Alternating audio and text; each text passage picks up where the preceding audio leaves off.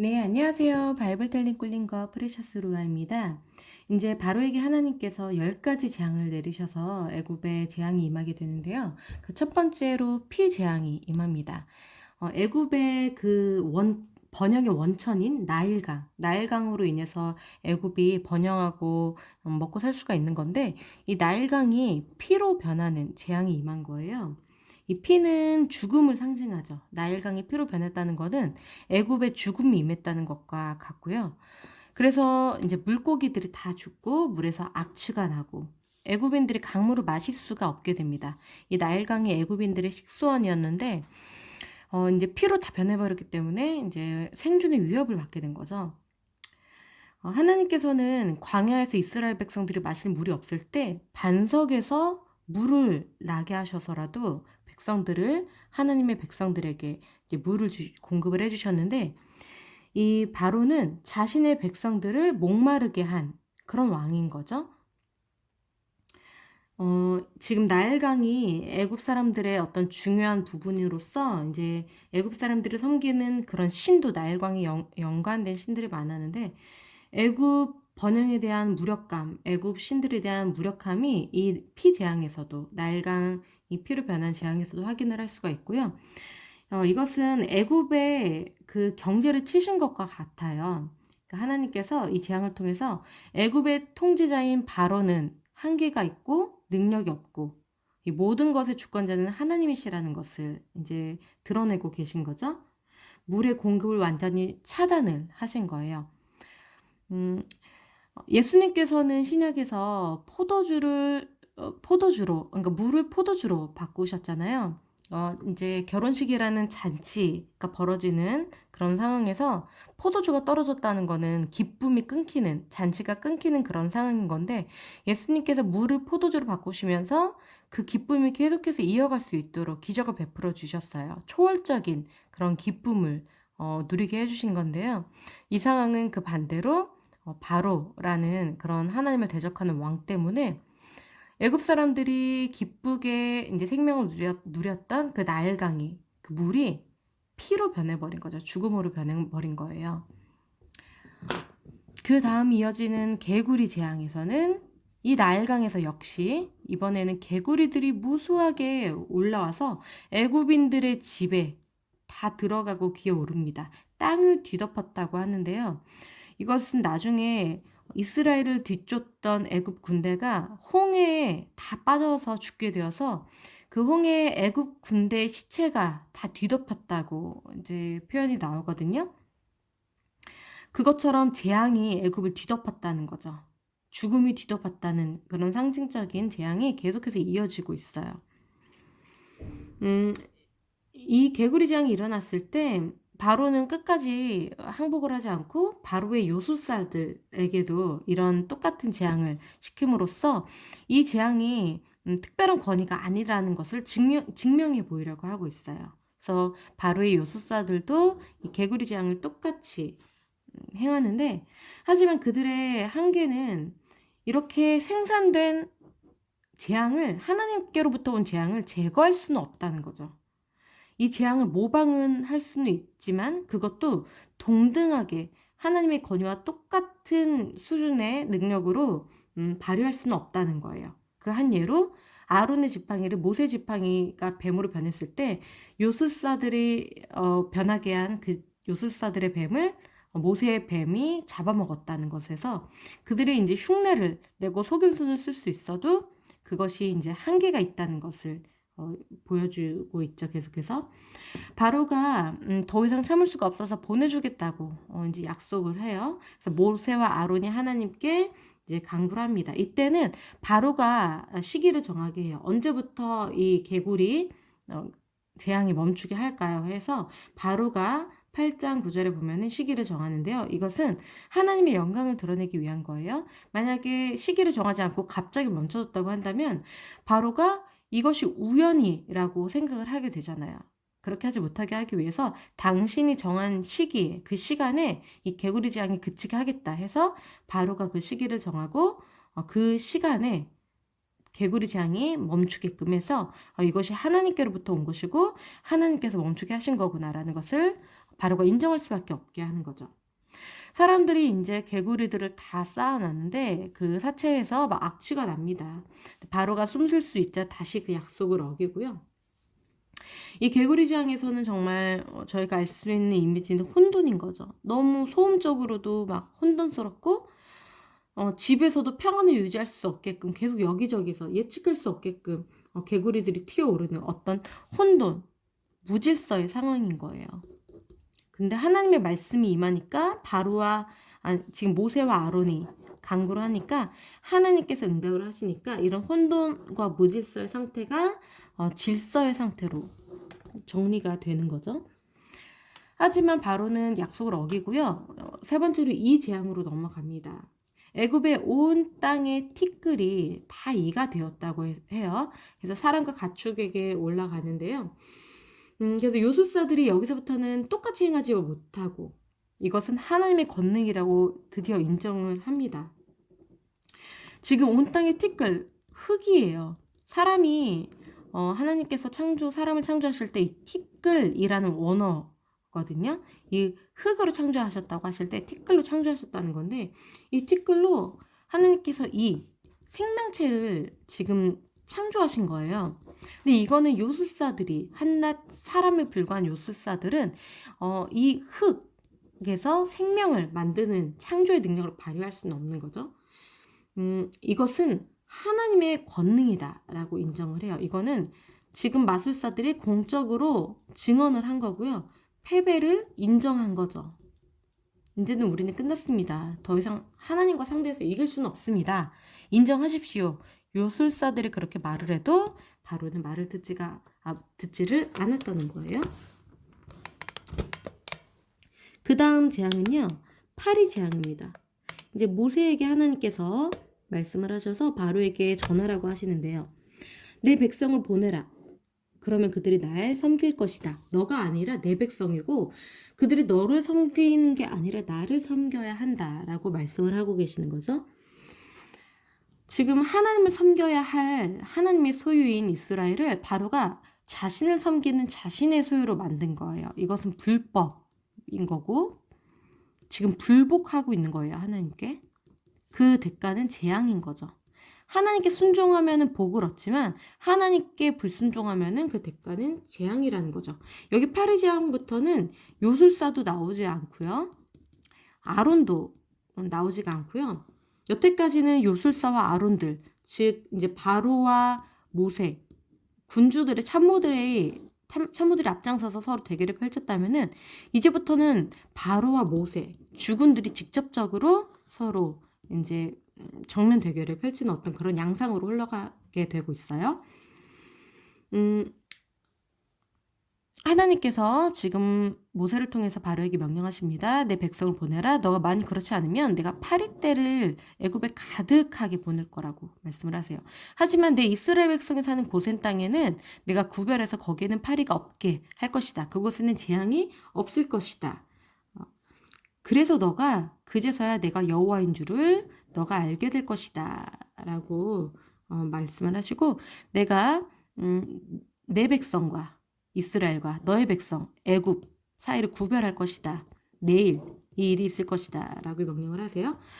너가 만일 보내지 않으면 이 조건이에요. 그러니까 이 재앙의 근거는 불순종이에요. 불순종을 하면은 재앙이 있을 거야. 가득할 거야. 이 재앙이 충만하게 될 거야 라는 거죠. 이거는 지금 이스라엘 땅은 하나님의 백성이 거주하는 땅이기 때문에 재앙이 없다고 하셨는데 없을 거라고 재앙을 내리지 않겠다고 하셨는데 바로 붙어있는 두 동네가 여기는 애굽 여기는 고센 이스라엘 사람들이 사는 땅인데 딱 여기에만 재앙이 임하고 지금 고센 땅에는 재앙이 임하지 않는다는 거거든요. 이거는 이 재앙이 자연적인 재앙이 아니라는 거예요. 선택적으로 하나님께서 내리시는 재앙이라는 거죠. 자연적인 재앙이라면은 지금 한 땅에서 살고 있는 이 이스라엘 민족과 애굽이 동시에 재앙을 받아야겠지만 지금 이 고센 땅에는 재앙이 임하지 않는다는 것은 하나님의 보호하심을 받고 있는 거고 이스라엘 백성들은요. 애굽은 하나님의 보호 밖에서 재앙을 당하게끔 하나님께서 지금 일을 하고 계신다는 거죠. 파리 재앙이 닥쳤어요. 그래서 바로가 도저히 참을 수가 없어서 모세와 아론에게 이 땅에서 너희 하나님께 제사를 하라고 합니다.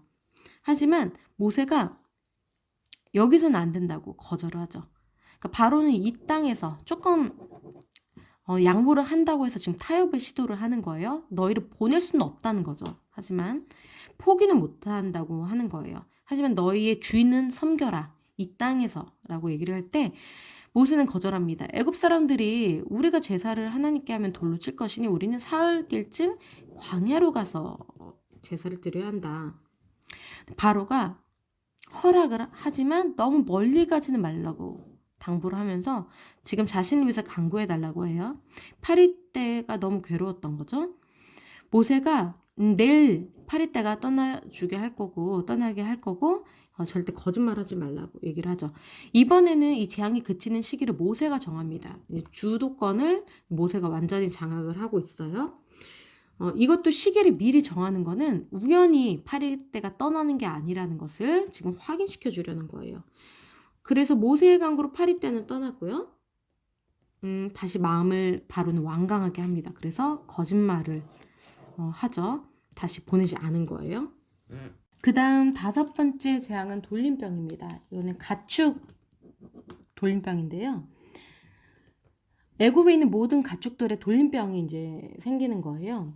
그러니까 인간의 죄가 동물들에게도 악영향을 미치게 되는 거죠. 예를 들면은 아담과 하와가 죄를 범하고 나서 이 땅 저주를 받아서 엉겅퀴를 내게 되잖아요. 인간이 죄를 지어서 동물들도 이제 그 저주를 당하게 되는 그런 재앙인 거죠. 하나님께서 다시 모세에게 바로에게 전하라고 메시지를 주십니다. 내 백성을 보내라. 그들이 나를 섬길 것이다. 너가 만약 보내기를 거절하고 억지로 잡아두면 너희 가축들에게 돌림병이 있을 것이다. 하지만 이스라엘의 가축들은 하나도 죽지 않을 거다. 라고 말씀을 하셨는데 정말로 바로가 이스라엘의 사람을 보내보니까 애굽의 가축들은 다 죽었는데 이스라엘 가축은 하나도 죽지가 않았습니다. 하나님께서 자신의 백성과 그렇지 않은 자들을 이렇게 구분을 하시고 자신의 백성들을 보호하신다는 거죠. 하나님 안에 있으면은 구원을 받지만 하나님 밖에 있으면은 저주를 받는다는 거죠. 하나님과 함께 있는 것이 복이고 하나님 밖에 있는 것이 저주이다라는 것을 알 수가 있습니다. 6번째 재앙은 종기의 재앙인데요. 이거는 피부염이라고 보여져요. 모세와 아론에게 하나님께서 말씀하십니다. 너희는 화덕의 재의 두 움큼을 가지고 바로 앞에서 하늘을 향해서 날려라. 그 재가 애굽 온 땅에 티끌이 되어 애굽 사람과 짐승에게 붙어서 악성 종기가 생길 것이다. 피부에 악성 종기가 생기는 건데 요술사들도 악성 종기가 생겼고요. 이 요술사들이 제일 먼저 이제 이 재앙을 당하게 돼요. 그래서 요술사들로부터 애굽 모든 사람들에게 이 종기가 다 퍼져나가게 됩니다. 이 요술사들은 하나님을 대적한 바로의 어떤 무기였어요.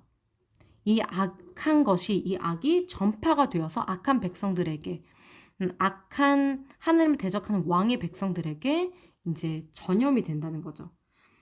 이 하나님께서 내리신 어떤 보이시는 기적에 대항을 해서 자신들도 할 수 있다고 이렇게 드러났던 요술사들이 굉장히 무능력해진 그런 상황인 거예요.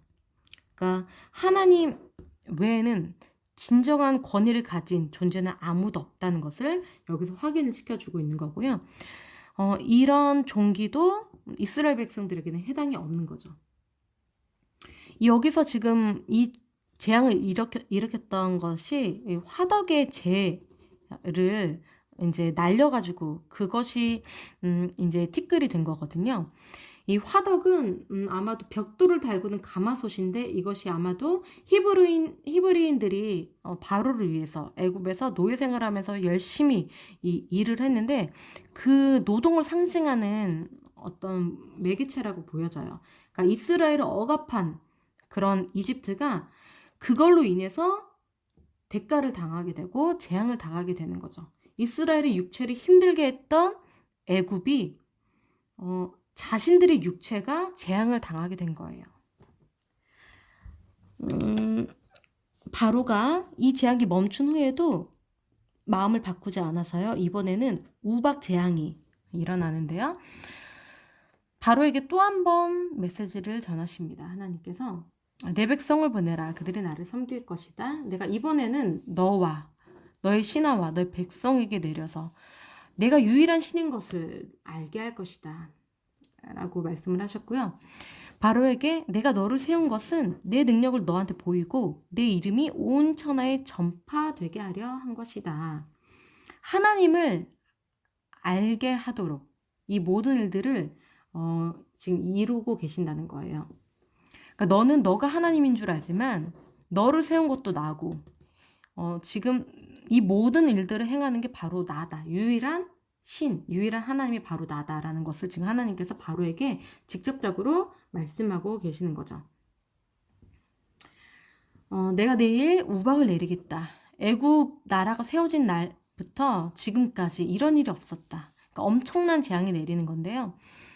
지금 이 우박이 내려서 너희의 모든 가축들이 다 죽을 거라고 지금 하나님께서 말씀을 하셨는데, 바로의 신하들 중에 이 말씀을 이제 두려워하는 자들은 자신의 종들과 가축들을 다 집으로 피하겠지만 여호와의 말씀을 마음에 두지 않는 사람은, 믿지 않는 사람은 그냥 그대로 방치를 해두었어요. 하나님의 말씀을 두려워하는 자들, 그 하나님의 말씀을 마음에 둔 자들, 바로가 이제 모세가 태어났을 때 모든 아이들을 죽이라고 했던 그 바로가 이스라엘의 산파들에게 사내 아이들이 태어나면 다 죽이라고 했는데, 그 이스라엘 산파들이 하나님을 두려워하는 자들이었어요. 바로왕을 두려워하는 자들이 아니라 하나님을 두려워하는 자들이었기 때문에 바로의 명령을 따르지 않고 하나님의 명령을 따라서 아이들을 다 살려주었죠. 그래서 그들이 복을 받았어요.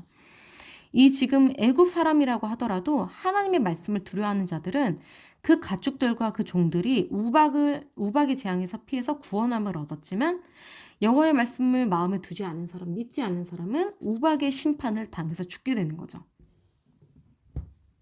심판을 받아들이면은 구원이 있고요. 거절하면은 심판이 있는 거죠. 죽음을 당하는 거죠. 예를 들면은 노아의 홍수 때에도 그랬고요. 하나님의 말씀을 순종하고 듣는 자는 노아밖에 없었죠. 하나님의 말씀을 지키는 자만이 구원을 얻는다는 거예요. 말씀하신 것처럼 우박이 내립니다. 불덩이와 섞여 맹렬하게 내려서 밭도 다 망가지고요. 가축들도 죽게 되는 거죠. 이것은 정말 돌과 지금 불이 같이 내리는 거잖아요. 우박과 불이 같이 내리는 건데, 이것은 심판을 상징하죠. 소멸하시는 하나님, 다 이제 치시는 하나님. 지금 하나님께서 이제 애굽에 하늘에서 돌과 불, 우박과 불덩이를 내려서 이제 치시는데, 이스라엘을 위해서는 광야에서 먹을 것이 없을 때 하늘에서 매일매일 만나 먹을 양식을 내려주시는 하나님이세요. 자신의 백성들을 위해서는 하늘에서 양식을 내려주시지만, 하나님을 대적하는 백성들을 위해서는 심판을 하늘에서 내리신다는 거죠. 바로가 도저히 이제 견딜 수가 없으니까 바로가 모세와 아론을 불러서 이야기를 합니다. 내가 범죄하였다고 인정을 하고요. 내가 너희를 보내겠다. 그래서 우박을 그치게 해달라고 얘기를 하고요. 내가 나가서 여호와께 내 손을 펴면 내가 중보 기도를 할게요. 그래서 우박이 그칠 겁니다. 그러면 세상이 여호와께 속한 것일 줄 당신이 알게 될 거예요. 라고 얘기를 하죠. 지금 모세가 손을 펴면은 우박이 그친다고 하잖아요. 그러니까 복을 주시는 분도 하나님이시고 재앙을 주시는 분도 하나님이세요. 복을 내리시는 손, 재앙을 내리시는 손이 다 하나님의 손이죠. 하나님의 사람은 복을 내려 주시는 하나님께 복을 주십시오 하고 청하는 그 손을 드는 거고요. 재앙을 내려 주십시오 하면은 하나님께서 재앙을 내리는 거예요. 하나님께 속한 하나님의 사람, 중보자의 손이 그런 권위가 있다는 거죠. 하나님께 속했기 때문에. 온 세상이 여호와께 속한 줄로 당신이 아실 것입니다. 그러니까 이 땅의 권세자, 이 대제국의 권세자인 바로가 하늘과 땅의 진정한 권세자인 하나님을 경험하게 될 것입니다. 라고 지금 얘기를 하고 있어요. 그래서 결국에는 우박이 그치게 됐는데, 바로가 여전히 약속을 어기고 그 마음을 완악하게 해서 돌이키지 않습니다. 그 다음에 8번째 재앙으로 메뚜기 재앙이 임합니다. 바로에게 하나님께서 다시 모세를 보내주시고요. 음, 너가 어느 때까지 내 앞에서 겸손하게 내 말을 듣지 않겠느냐. 내 백성을 보내라. 그들이 날 섬길 것이다. 계속해서 나를 섬겨야 되니까 내 백성을 보내라는 메시지가 반복되고 있어요.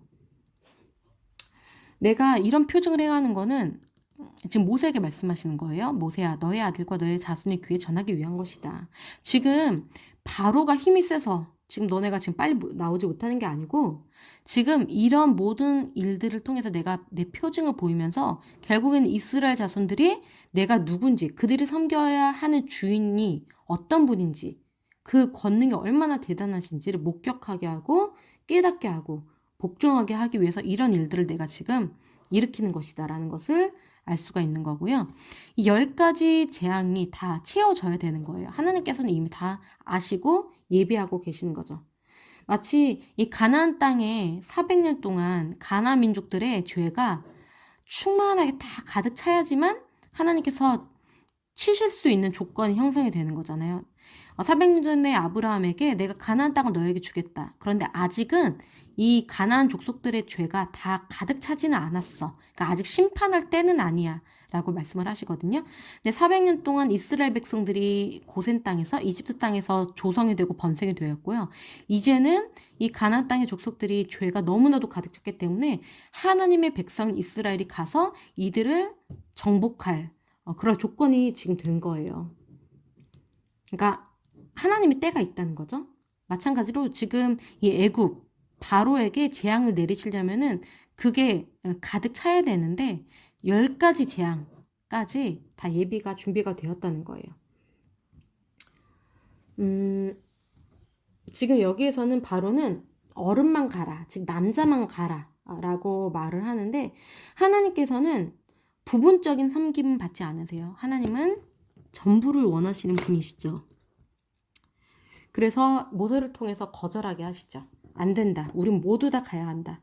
우리는 우리의 일부 사람들만, 우리의 일부만 하나님을 예배하는 것이 아니라 우리가 가진 모든 것, 우리의 전부가 하나님께 속해야 되고 전부가 하나님께 예배해야 한다. 라고 얘기를 하는 거죠. 그래서 지금 메뚜기가 지면을 덮어서 이제 땅이 보이지도 않을 만큼 수많은 메뚜기들이 올 거다라고 말씀을 하시고요. 이 메뚜기 때문에 농사지었던 모든 것들이 다 이제 사라져서 애굽 사람들이 이제 망하게 된 거예요. 그러니까 이것을 경고하고 나가니까 지금 신하들이 바로를 설득하죠.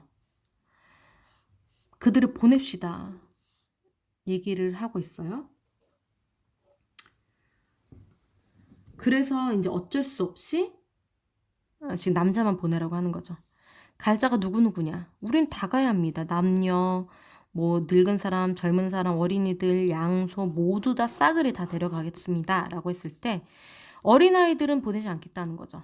너희들 남자들만 딱 가서 너희 예배를 드리고 와라. 라고 하는데요. 어린 자녀들을 다 보내면은 이스라엘 백성들이 노예 생활을 하는 지금 이 애굽 땅에 돌아올 이유가 없는 거죠. 그리고 혹시라도 돌아오지 않을지라도 남자들만 보냈으면 가서 도망친다고 하더라도 이 아이들이 있으면요. 다시 번성할 수 있죠. 다시 노예들이 그 숫자가 회복이 될 수가 있어요. 그러니까 어린아이들만 잡아놔도 바로는 괜찮은 거예요. 하지만 어린아이들까지 씨도 남기지 않고 싹 다 가버리면은 남는 게 없는 거죠. 그래서 어린아이들은 두고 가라 라고 얘기를 하는 거고요. 만약에 너희가 싹 다 가버리면은 나쁜 것이다. 그건 너에게 나쁜 것이다. 이거는 여전히 지금 너희의 주인은 나다. 너희가 이렇게 하면 안 되는 거야. 왜냐면 내가 너희 주인이니까 라고 얘기를 하고 있어요. 여전히 이스라엘의 주인이 하나님이시라는 것을 계속 말씀을 하나님께서 해주셨는데도 인정하지 않고 있는 거죠. 그래서 이것을 모세가 거절하니까 화가 나서 쫓아내죠. 그래서 지금 메뚜기들이 닥쳤고요. 모든 채소와 열매가 남아나질 않게 메뚜기들이 다 먹어치워서 모세와 아론을 바로가 급하게 부릅니다. 내가 죄를 지었다. 용서해라.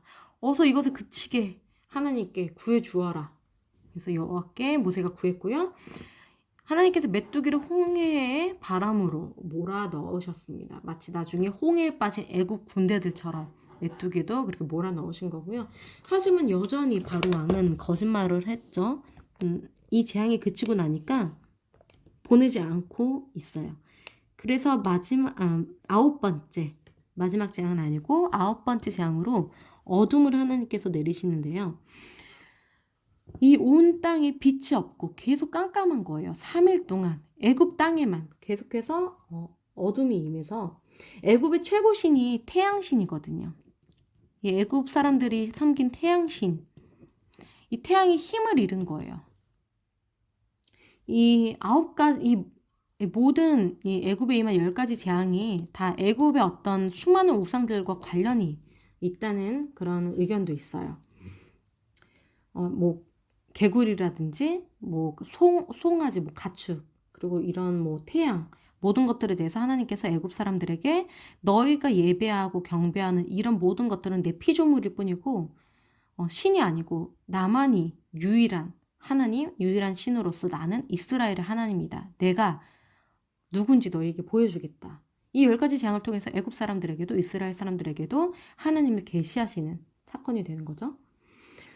지금 이렇게 흑암이 3일 동안 있는데 마치 창조 전에, 태초 전의 상황처럼 깜깜하고 혼돈하고 공허하고 무질서인 그런 상황으로 애굽이 돌아가게 되는 거예요. 재앙을 통해서.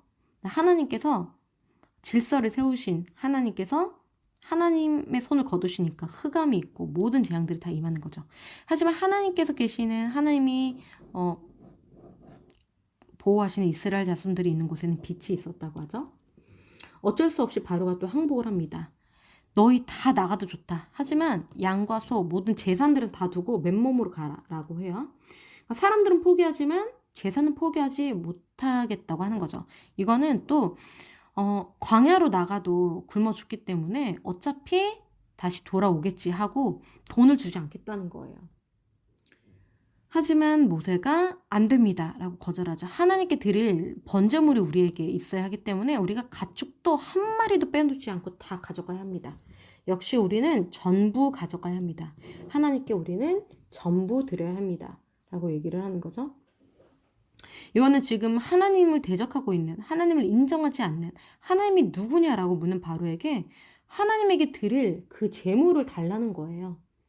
사실 노예들이기 때문에 이스라엘은 아무 재산이 없었죠. 하지만 그 모든 것들을 우리가 다 가져가야겠다, 달라라고 요구를 하는 거고요. 하나님의 존재와 권위를 인정하라, 이렇게 지금 바로에게 요구하는 것과 마찬가지예요. 화가 났어요. 바로가요. 다시는 내 얼굴을 보지 말도록 조심하라. 내 얼굴을 보는 날엔 죽을 것이다. 지금 아주 깜깜해서 흑암 속에서 지금 대화를 하고 있다고 예상이 돼요. 왜냐하면 애굽에는 지금 흑암뿐이었기 때문에 지금 서로 지금 잘 보이지 않는 상황에서 서로 대화를 하고 있다고 보여져요. 뭐 촛불이나 이런 걸로 지금 걸어 다닐 수만 있게끔 하는 상황이겠죠. 그러니까 이 재앙이 지나가고 나서 너가 이 모든 어려움이 내가 회복되면 너 가만두지 않을 거라고 지금 협박을 하는 거죠. 그러니까 하나님께서는 타협하지 않으시는 분이에요. 하나님께서 어떤 뜻을 정하셨으면은 그것을 철회하지 않으시고 타협하지 않으시죠. 악과는 타협하지 않으시는 분이세요. 우리가 눈물로 호소하고 하나님의 뜻 안에서 간구를 하면은 하나님께서 마음을 돌이키시기도 하시지만 악한 자들과는 하나님께서 전혀 타협하지 않으시죠. 그렇기 때문에 바로는 타협이 안 되니까 분노할 수밖에 없었던 거예요. 마지막 10번째 재앙에서는요. 애굽의 장자들이 모두 죽게 되죠. 내가 마지막 재앙을 내리고 난 다음에야 바로가 너희들을 보낼 거다 라고 얘기를 하죠. 그러니까 미리 준비를 해라. 애굽 백성들에게 은과 금과 보물들, 즉 돈들을 다 받아라 라고 얘기를 하는 거예요. 지금 종살이를 했던 이스라엘이 애굽 사람들에게 지금 돈을 내놔라, 은과 폐물을 달라라고 대가를 청구하는 거예요. 이거는 지금 승자가 이스라엘이라는 거죠. 승전물을 요구하는 거예요. 종이 주인에게 이런 대가를 청구해서 받아서 이 땅을 나갈 수 있다는 것, 노예 생활을 청산하고 떠날 수 있다는 것, 자유인으로서 갈 수 있다는 것은 맨몸도 아니고 대가를 얻어서 보물을 얻어서 갈 수 있다는 거는 지금 이스라엘이 승리자로서 이 땅을 당당하게 떠난다는 건데 그것도 예비된 새로운 땅으로 향한다는 건데 여기에는 하나님의 개입이 있는 거죠. 하나님의 은혜 때문에 이스라엘이 승자로서 이 땅을 대가를 얻어서 풍족하게 떠날 수가 있다는 거죠. 하나님께서는 이 모든 9가지 재앙을 통해서 애굽 사람들이 이스라엘을 봤을 때에 하나님이 살아계시는구나. 하나님의 민족이구나. 그걸 확인할 수 있게 하셨고 모세가 애굽 사람들에게 바로에게 신하들에게 위대하게 보이게끔 하신 거예요. 그래서 이스라엘 백성들에게 하나님께서 이집트 백성들로 하여금 그 은과 금과 폐물, 광야를 지나갈 수 있는 그런 재물들을 얻을 수 있게끔 하신 거죠. 이 처음 태어난 것들은 하나님께 속해 있는 건데요. 그러니까 특수한 지위를 가지고 있어요. 장자, 상속권이 있는 거고 구별된 거죠. 짐승이나 수확물도 동일해요. 처음 수확한 것, 처음 태어난 것들은 모든 것이 하나님의 것이지만 처음 태어난 것은 이 모든 게 하나님의 것입니다 라는 의미로 대표적으로 하나님께 드리는 것이에요. 처음의 것이죠. 근데 이것을 하나님께서 애굽의 첫 것들을 다 죽이겠다고 지금 하시는 거예요. 죽음의 재앙이 드디어 직접적으로 임하게 되는 거죠. 그래서 모세가 바로에게 이 말을 전하고요.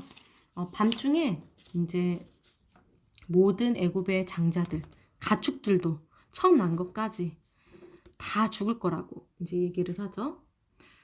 하지만 이스라엘 자손은 그 재앙을 당하지 않을 것이다 라고 합니다. 흠이 없는 어린 양의 피를 문지방에다가 여기다가 이제 이렇게 발라두면은 죽음의 천사가 지나갈 때에 이 피를 보고 그냥 지나친다는 거죠. 하지만 애굽 사람들은 이 피를 발라놓지 않았기 때문에 들어가서 죽음의 천사가 들어가서 그 장자들을 다 이제 친다는 거죠. 죽을 수밖에 없다는 거예요. 그러니까 이 재앙은 유독 9가지 재앙은 그냥 주권적으로 하나님께서 이스라엘을 지켜주셨어요. 이 재앙을 당하지 않게끔. 하지만 10번째 재앙은 이 재앙을 당하지 않기 위해서 이스라엘이 직접 무언가를 해야 돼요. 순종해서 믿어서 어떤 행동을 취해야 합니다. 그것이 문지방에다가 어린 양의 피를 바르는 것이었어요. 이것을 안 한다면 이스라엘 백성이라고 해도 장자가 죽게 되는 거죠. 그러니까 이 10번째 재앙은 이스라엘 사람이어서 이 재앙을 피할 수 있는 게 아니라 애굽 사람이어서 이 재앙을 당하는 게 아니라 이 어린 양의 피 때문에 이 재앙을 피할 수가 있는 거고요. 이 어린 양의 피가 없어서 이 재앙을 당하게 된다는 거죠. 이 10가지 재앙을 이제 바로에게 선전포고를 하고 모세가 나오자 하나님께서 이제 출애굽을 준비하라고 말씀하시면서 6월절을 명령하십니다. 6월절은 이제 넘어갔다, 지나갔다라는 건데, 그러니까 죽음의 천사, 이 재앙이 이스라엘을 통과했다, 지나갔다라는 그런 의미인데요. 이 6월절을 이제 이스라엘은 매년 기념해야 되는 거예요. 이 달을 너희에게 매해의 첫 달이 되게 해라. 그러니까 이 6월절이 굉장히 하나님께서 지금 중요한 절기로 지정을 하고 계시는 거예요. 이달 10일에 각자 자기 식구 수대로 어린 양을 잡아서 그것을 취해라. 어린 양에 비해서 식구가 너무 작으면은 이웃과 함께 사람 수를 따라서, 그러니까 이웃과 합쳐가지고 먹을 분량대로 계산해서 어쨌든 하나를 잡으라는 거예요. 이 어린 양이나 염소는 흠이 없어야 되고요. 1년 된 수컷으로 해야 합니다. 흠 없는 어린 양은 지금 이 이스라엘 사람들이 죽어야 하는데 이스라엘 사람들을 대신해서 죽어주는 그 제물이기 때문에 흠이 없어야 돼요. 하나님은 온전한 것을 받으신다고 했잖아요. 흠이 있고 어디 상처가 났다거나 약간 어디 온전하지 못한 그런 양이면은 하나님께서 받으실 만한 온전한 제물이 될 수가 없죠. 그러면 이스라엘을 대신해서 죽어줄 수 있는 제물이 되지도 못해요. 그렇기 때문에 하나님께 바치는 제물은 흠이 없는 어린 양, 1년 된 어린 양이어야 한다는 거고요. 19일까지 간직했다가 해 질 때 이 양을 잡아서 문지방, 집 좌우 문설주와 임방에 다 바르고 그 고기는 불에 구워서 무교병과 쓴 나물과 함께 먹어야 하는 거예요. 지금 보통 누룩을 이렇게 부풀려가지고 만드는 유교병이 아니라 무교병이라는 거는 지금 급하게 얼른 부풀릴 시간도 없이 누룩을 부풀릴 시간도 없이 급하게 무교병으로 먹는 거고요. 쓴 나물로 지금 급하게 지금 먹는 음식들을 지금 준비하는 건데, 지금 이거는 이제 출애굽 사건이 일어나기 지금 전날 밤에 미리 출애굽을 준비하는 그런 거거든요. 믿음으로 지금 출애굽 사건을 준비하는 거예요. 지금 바로가 너희 떠나라라고 명령이 떨어지지도 않는 상태에서 모든 것을 하나님께서 다 아시기 때문에 너희 곧 나갈 거다 하면은 이제 나가는 거는 사실인 거예요. 그렇기 때문에 믿음으로 하나님의 말씀을 의지해서 나갈 준비를 이미 다 하고 있는 거죠. 양을 잡아서 그 고기를 불에 구워서 이제 그것을 급하게 먹고, 날것으로나 날것은 이제 부정하기 때문에 삶아서 또 시간이 걸리기 때문에 그렇게 먹지 말고 불에 구워서 빨리 먹고, 아침까지 남은 거는 불 태워서 없애버리고, 남은 거는 부패하기 때문에 그리고 또 먹지 못하니까 이제 다 없애라는 거고요. 먹을 때는 허리에 띠를 띠고 발에 신을 신고 손에 지팡이를 잡고 급하게 먹어라. 이제 먹고 바로 떠나야 되기 때문에 급하게 이제 어디를 출발하는, 여행길을 출발하는 그 복장을 하고 급하게 먹으라는 거예요. 불에 구워 먹는 거는 특별한 요리 기구가 필요한 요리 기법은 아니죠. 그러니까 급하게 챙겨 먹고 급하게 바로 갈 수 있을 정도로 옷을 챙겨 입고 그렇게 먹으라는 거예요. 왜냐면 이제 출애굽할 거기 때문에, 애굽을 떠날 거기 때문이죠. 이것이 여호와의 유월절이다. 지금 허리에 띠를 띠고 발에 신을 신고 손에 지팡이를 잡는 이런 준비 태도는 예수님께서 제자들을 이제 선교 여행을 파송시키실 때 허리에 띠를 매라 라고 이렇게, 그리고 뭐 양식을 준비하지 말고 전대에 돈을 차지 말고, 돈을 준비하지 말고 뭐 옷 하나 입고 이렇게 떠나라 라고 말하는 것과 약간 일맥상통하는 그런 부분이죠. 마가복음 6장 8절부터 11절에 예수님께서 제자들을 파송하시는 부분이 나오고요.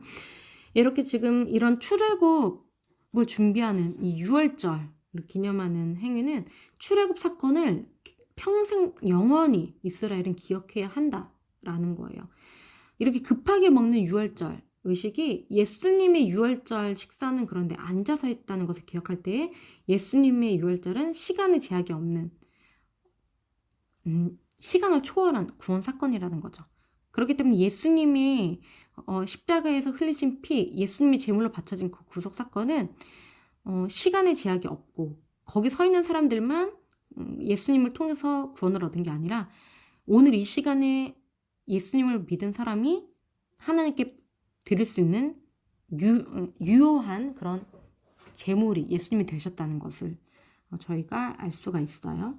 예수님의 십자가 사건, 제물로 바쳐지신 예수님은 시간이 상관없다는 거죠.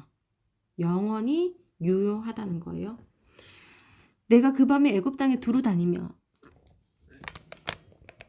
처음 난 것을 치고 애굽 모든 신을 심판하리라. 그때 그 피가 너희 사는 집에 있어서 너희를 위한 표적이 될 것이다. 내가 그 피를 볼 때에 너희를 넘어갈 것이다. 그러니까 구속했다는 겁니다. 구속은 내가 값을 치르고 샀다. 값을 주고 이스라엘 장자를 샀다.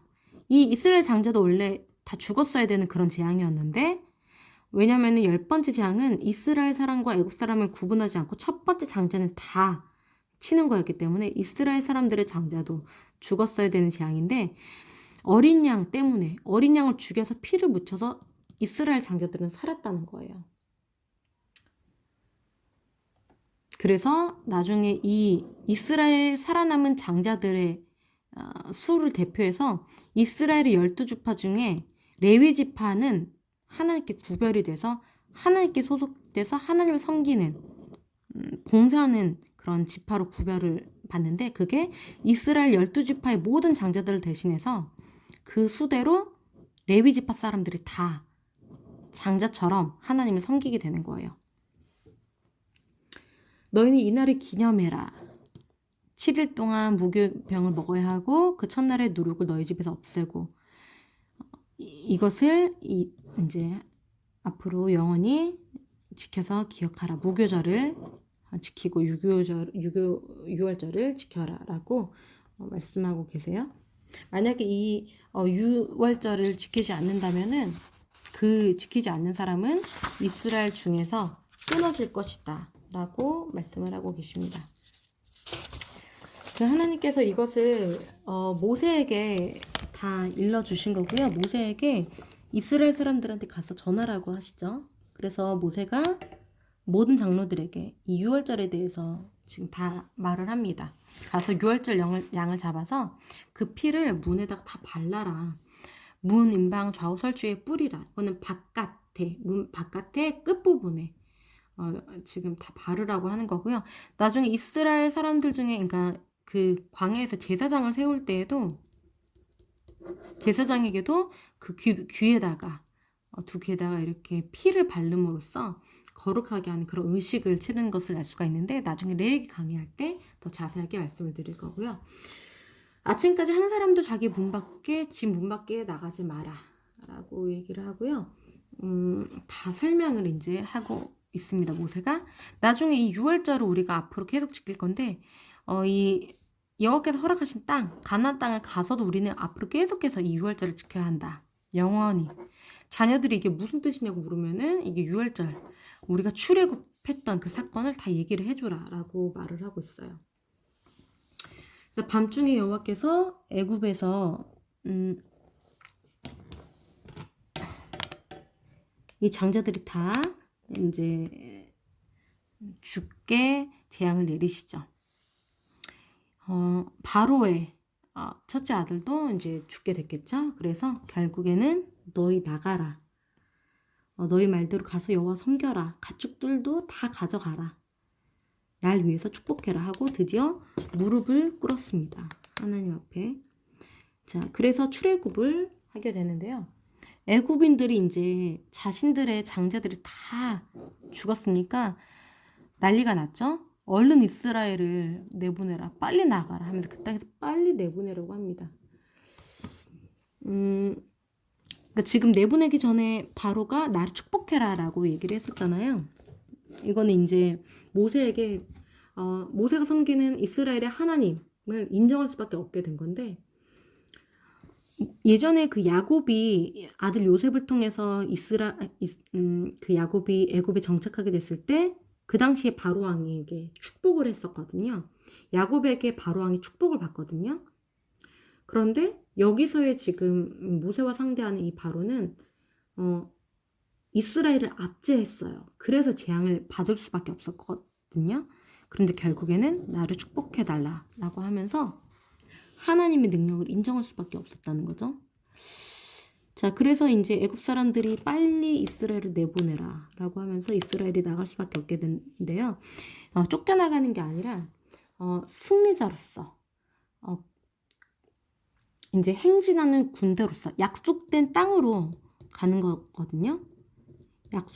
약속된 땅으로 그냥 쫓겨나서 광야로 쫓겨나는 게 아니라 하나님께서 살아계신 하나님, 권능의 하나님, 바로를 물리치신 하나님께서 좋은 땅으로 너희를 데려갈게 하고 지금 애굽에서 나오게끔 하신 거고 모든 재물을 애굽에서 다 가지고 나왔기 때문에 지금 승리자로서 이스라엘은 나온 거예요. 갈 곳이 있고요.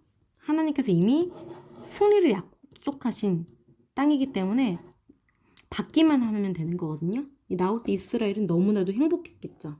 승리자로서 의기양양하게 지금 나온 거예요. 그래서 모든 금과 의복 다 물질들을 애굽 사람들이 다 쥐어주면서 빨리 나가라고 해서 엄청난 재물을 이끌고 나옵니다. 한 남자만 60만 명 가량이니까 이스라엘 전체 인구라면 거의 300만 명 가량이라고 예측이 되어져요. 이때 나올 때 이스라엘 사람들뿐만이 아니라 많은 잡족 다른 민족 사람들도 이스라엘의 하나님을 보고 진짜다. 진짜 이스라엘의 하나님은 살아계신다 하고 같이 나온 다른 민족 사람들도 있어요. 그리고 많은 가축들을 데리고 나왔고요. 여기서 저희가 알 수 있는 거는 이스라엘이 혈연 공동체가 아니라 믿음 공동체라는 거예요. 야곱의 아들들의 후손들만 구원을 받는 하나님의 백성 될 수 있는 게 아니고 그 이스라엘의 하나님, 야곱의 하나님을 믿는 사람이라면은 애굽 사람이라고 하더라도 이스라엘이 될 수가 있다는 거죠. 하나님은 믿음으로써 자신에게 속하게끔 하십니다. 그래서 하나님께서 말씀하셨던 것처럼 급하게 나왔기 때문에, 하루아침에 갑자기 나오기 때문에 애굽에서 가지고 나온 발교되지 못한 반죽으로 무교병을 급하게 이제 구워서 나오는 거고요. 광야로 들어갈 때가 무교절이었던 거죠.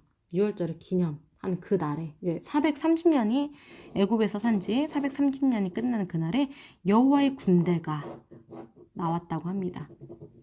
노예가 아닌 새로운 약속된 땅을 정복하러 가기 위한 하나님의 군대가 이제 탄생하게 되는 거죠. 그리고 하나님께서는 이제 이 유월절을 굉장히 중요하게 생각하셔서 이스라엘 백성들이 나올 때 항상 기억해. 너희가 이 출애굽한 날을 기억해. 그래서 유월절을 지켜야 해 라고 하면서 유월절을 어떻게 지켜야 되는지 더 자세히 말씀하십니다. 그러니까 이스라엘에 포함된 사람들은 너희와 함께 사는 외국인이라고 할지라도 이 유월절을 지키려고 하면은 할례를 받은 후에 지켜야 하고, 하지만 할례를 받지 못한 자, 이스라엘 사람이라는 표징을 새기지 않은 자, 하나님의 말씀을 몸에 순종해서 하지 않은 자는 이스라엘이 아니기 때문에 이 유월절을 지키면 안 된다는 거죠. 하지만 외국인이라고 하더라도 이스라엘에게 믿음으로 편입된다면은 하나님의 백성이기 때문에 이것을 지킬 수 있다는 겁니다.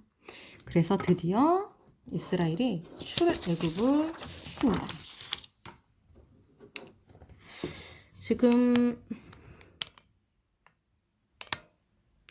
이 출애굽기 이제 흐름을 살짝 살펴보면요. 지금 세 가지로 크게 출애굽기가 나뉘어집니다. 출애굽 사건이 1장부터 18장까지고요. 그 다음에 이제 광야로 들어갔을 때 율법을 받고요. 그 다음에 성막을 건축하게 되죠. 그러니까 지금 출애굽기의 배경은 애굽, 그 다음에 광야예요. 애굽에서 압제를 받는, 바로의 압제를 받다가 모세를 하나님께서 보내셔서 10가지 재앙을 통해서 바로가 이스라엘을 내보내고요. 유월절을 지키라고 하시고 출애굽을 하고, 이제 여기서부터는 광야로 들어가죠. 그래서 광야 생활을 하고 여기서 광야에서 율법을 받고 하나님과 언약을 체결하고요. 성막을 만들라고 하셨는데 그 와중에 황금, 송아지 사건의 범죄를 저질렀지만 결국에는 하나님의 은혜로 성막을 건축하게 되는 것이 여기까지가 출애굽기가 마무리되는 부분이고요. 이제 모세를 하나님께서 이스라엘 백성들을 위해서 보내시는 부분까지는 하나님의 신실함을 알 수가 있는 부분이고, 출애굽시키는 그 모든 과정에서 하나님의 전지전능하심을 알 수가 있고요. 광야에서는 하나님의 거룩함을 저희가 알 수가 있죠. 그래서 지금 하나님께서 이제 출애굽 사건 가운데에서는 하나님이 누구신지를 보여주고 계시는 거고요. 정말 나는 살아있는 신이다. 유일한 하나님이다. 이스라엘의 하나님이다. 나는 거룩한 전지전능한 하나님이다. 라는 것을 이스라엘 사람들에게도 보여주시는 거고요. 애굽 사람들에게도 보여주시는 거고요. 바로 왕에게도 보여주시는 거고, 그 주변의 수많은 이방 민족들에게 이 사건이 널리 전파돼서 이 소문이 퍼져서 이스라엘의 하나님에 대해서 모두 다 알게 되거든요. 그리고 이제 광야에서 이스라엘과 이제 하나님께서 언약을 체결하고 이스라엘에게 말씀을 주시면서 너희는 내 백성이니까 말씀을 지켜라. 그러면 내가 너희에게 복을 주겠다. 이스라엘 백성들은 우리가 하나님의 말씀을 지키겠습니다. 우리가 하나님의 백성이 되겠습니다. 하면서 정식으로 언약이 체결되는 거예요. 이것이 이스라엘의 정체성인 거죠. 이스라엘은 누구인가? 이 광야에서 하나님의 백성으로 탄생하게 되는 거예요. 그리고 성막을 건축하게 되면서 이제 하나님과 하나님의 백성인 이스라엘이 연합하게 되는 부분인 거죠. 이스라엘의 어떤 그런 정체성, 독특한 하나님 안에서의 모든 수많은 민족 가운데서 특별한 그런 지위가 있는 것을 확인한 다음에 이제 하나님께서 이스라엘 가운데 이제 거하시겠다라고 하시면서 성막을 건축하라고 하시거든요. 또 한 가지로 이 모든 그 유월절 부분에 대해서 예수님과 신약 성경에서 이 유월절 모든 그런 절차들이 예수님을 상징하고 있다는 것이 나오는데 제가 이 강의 안에 해당되는 성경 구절들을 다 이렇게 체크해 놨기 때문에 직접 확인하시면서 연구를 하시면은 이 흠없는 6월절의 어린 양이 예수님을 예표한다는 것을 볼 수가 있고요. 그 이후에도 더 신약 성경과 연관되는 부분들을 확인하실 수가 있습니다. 네, 오늘은 여기까지 하고요. 다음 이 시간에 그 이후의 이야기로 계속 진행하도록 하겠습니다. 감사합니다.